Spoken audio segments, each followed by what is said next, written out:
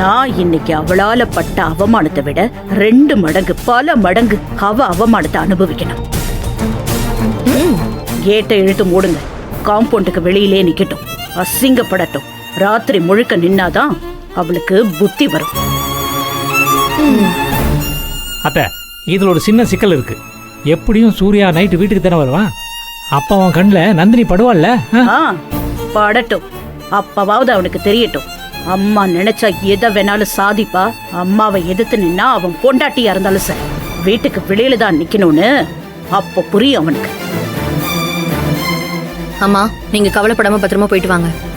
கிளம்புங்க. முதல்ல 2 பேரும் ஆறுதல் சொல்றத நிறுத்துங்க. என்ன சொல்றேன்னு கவனிங்க. வாட்ச்மேன் கிட்டயே சொல்லி வைங்க.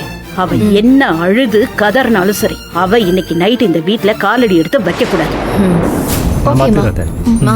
என்ன சுந்தரவள்ளி, கிளம்பலாமா? போலாம் வாங்க. கல்யாணம் அம்மா இந்த வரமா, இங்க வா. வாப்பா. ரெடியா? நான் ரெடி. சுந்தரவள்ளி, கல்யாணம் எதுக்கு?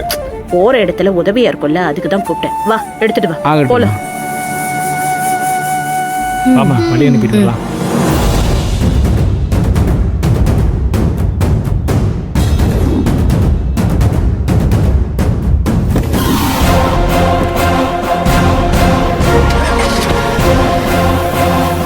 பாய்மா, பாய்மா.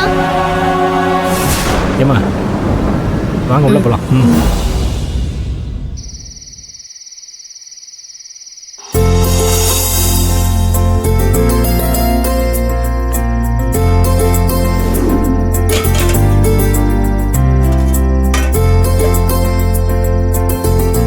எப்படியோ இன்னைக்கு ஒரு நாள் நல்லபடியா முடிச்சாச்சு நந்தினி. இதே மாதிரி ஒவ்வொரு நாளும் சரியா செஞ்சு கொடுத்துடணும். அதெல்லாம் கொடுத்துடலாம்க்கா, நீங்க ஒன்றும் கவலைப்படாதீங்க. நாளைக்கு மார்க்கெட் போகும்போது சொல்லுங்கக்கா, நானும் வரேன். சரி நந்தினி, கண்டிப்பா கூப்பிடுறேன்.